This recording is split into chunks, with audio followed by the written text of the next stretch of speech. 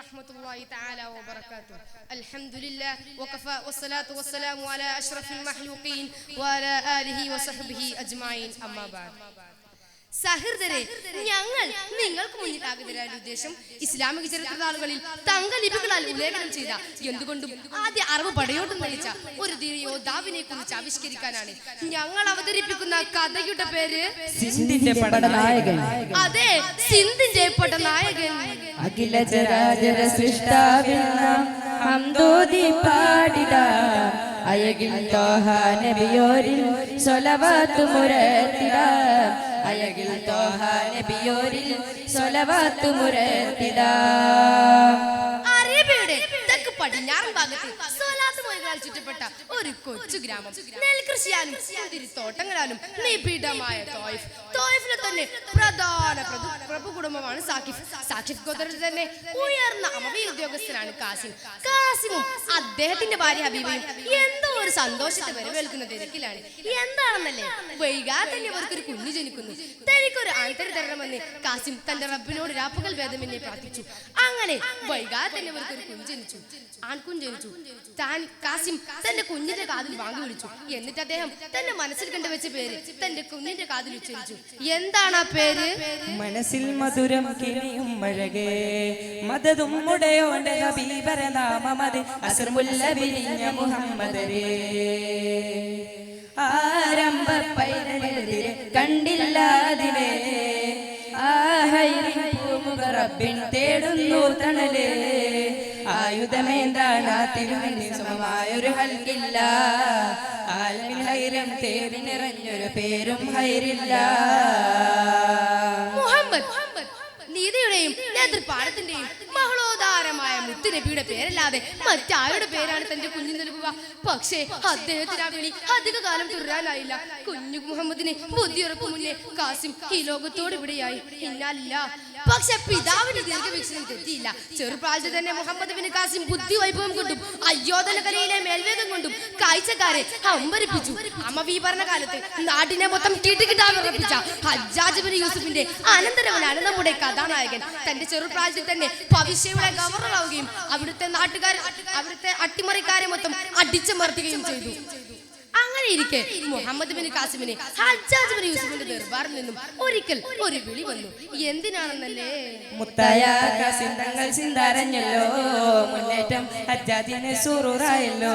ഇതിന്റെ അബൂബാബ് തുറക്കപ്പെട്ടേ, ആകെയും സന്തോഷം കൊണ്ടൊളിവായല്ലോ. കൊല്ലം നിന്നും എടുക്കുന്നേ ഔലാദും സൗജയെല്ലാം വസ്തുനായി എടുക്കുന്നേ. മുത്തായ കാസിം തങ്ങൾ സിന്ദാരഞ്ഞല്ലോ, മുന്നേറ്റം ഹജ്ജാജിന് സുറൂറായല്ലോ. മുഹമ്മദ് ബിൻ കാസിം കൊട്ടാരത്തിലെത്തി. എന്നിട്ട് ഹജ്ജാജിനോടായി ചോദിച്ചു, എന്താണപ്പാ, വല്ല പ്രശ്നമുണ്ടോ? ഉണ്ട്. സിലോണിലെ രാജാവ് നമുക്കയച്ച് സമ്മാനങ്ങൾ അടങ്ങുന്ന കപ്പൽ സിന്ധിലെ കടൽക്കൊള്ളക്കാർ കൊള്ളയടിച്ചിരിക്കുന്നു. കപ്പലിൽ സമ്മാനങ്ങൾക്ക് പുറമെ ശ്രീലങ്കയിൽ മരിച്ചു വീണ യോദ്ധാക്കളുടെ വിധവകളായ ഭാര്യമാരും അവരുടെ കുഞ്ഞുങ്ങളും ഉണ്ടായിരുന്നു. അവരുടെ മേലെല്ലാം കൈവക്കാൻ ഈ കള്ള കാഫിറുകൾക്ക് എങ്ങനെ സാധിച്ചു? അതും ഈ അമവികൾ ഭരിക്കുന്ന കാലഘട്ടത്തിൽ. ഖലീഫ സിദ്ധാന്ത ഭരിക്കാൻ ഉത്തരവ് തന്നിട്ടുണ്ട്.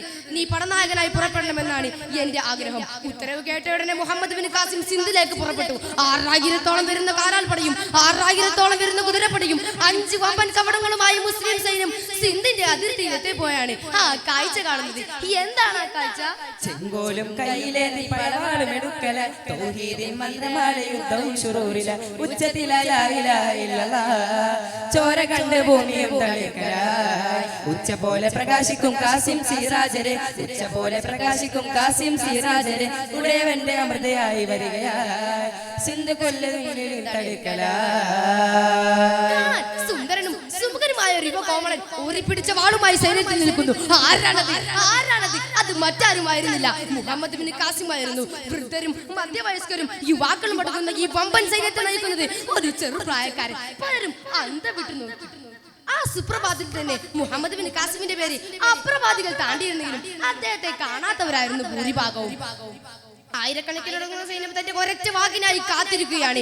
എല്ലാം മനസ്സിലുറപ്പിച്ചുകൊണ്ട് മുഹമ്മദ് ബിൻ ഖാസിം തന്റെ വാൾ ആകാശത്തിലേക്ക് ഉയർത്തി ആഹ്വാനം ചെയ്തു. ധീരന്മാരെ, ശത്രുപക്ഷത്തെ ഒരു വലിയ സൈന്യം നിങ്ങളെ കാത്തിരിപ്പുണ്ട്. ഏത് പ്രതിസന്ധി ഘട്ടത്തിലും തളരുന്നതിനെ പറ്റി ചിന്തിക്കാതെ ലാ ഇലാഹ ഇല്ലല്ലാഹ് എന്ന കലിമത്ത് തൗഹീദുമായി മുന്നേറുക. ഈ യാത്രയിൽ നിങ്ങളോടൊപ്പം പടച്ച തമ്പുരാനുണ്ട്. ജയിച്ചാൽ ദീനിന്റെ യോദ്ധാവ്, മരിച്ചാൽ ദീനിന്റെ ഷഹീദ്. അല്ലാഹു അക്ബർ. മുസ്ലിം സൈന്യം സിന്ധിന്റെ മുക്കുമൂലയിലേക്ക് മിരച്ചു കയറി.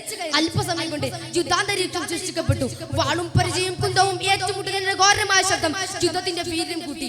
മുഹമ്മദ് ബിൻ ഖാസിം കുതിരപ്പിരുന്നിരുന്നുകൊണ്ട് അനായാസം എതിരാളികളെ അരിഞ്ഞു വീഴ്ത്തിക്കൊണ്ടിരുന്നു. യുദ്ധം തുടങ്ങി. ഹരനായിക പിന്നിട്ടതും ദേഹമാസകലം മുറിവുമായുള്ള മുഹമ്മദ് ബിൻ ഖാസിമിനെയാണ് ജനം പിന്നീട് കണ്ടത്. മുഹമ്മദ് ബിൻ ഖാസിം തന്റെ രക്തപകിതമായ ഉടയവാളുകൊണ്ട് യുദ്ധക്കളത്തിൽ ആനന്ദ നൃത്തമാടി. അങ്ങനെ അവസാനം സിന്ധ് മുസ്ലിങ്ങൾക്ക് അധീനതയിലായി. സിന്ധിൽ ഇസ്ലാമിനെ അംഗീകരിച്ച് ജീവിക്കുന്ന അന്യമതസ്ഥർ നികുതി നൽകി ജീവിക്കാമെന്നും വ്യവസ്ഥ വെച്ചു. അങ്ങനെ സിന്ധ് ഇസ്ലാമിനെ മനസ്സിലാക്കി. ഇതിനിടയിൽ വലിയത് ദേശം ഖലീഫയായിട്ട് ഹജ്ജാജ് ബിൻ യൂസുഫിന്റെ ബന്ധുപുത്രനായിരുന്ന സാലിം ഇബ്നു അബ്ദുൽ മലിക്കിനെ തിരഞ്ഞെടുക്കപ്പെട്ടു. അദ്ദേഹം ഹജ്ജാജിനോടുള്ള ഉദ്ദേശം കൊണ്ട് ഹജ്ജാജിന്റെ കുടുംബത്തോട് തൊട്ടു. കൂട്ടത്തിൽ മുഹമ്മദ് ബിൻ ഖാസിമിനോട് സിന്ധിൽ നിന്ന് തിരികെ വരാൻ ആവശ്യപ്പെട്ടു.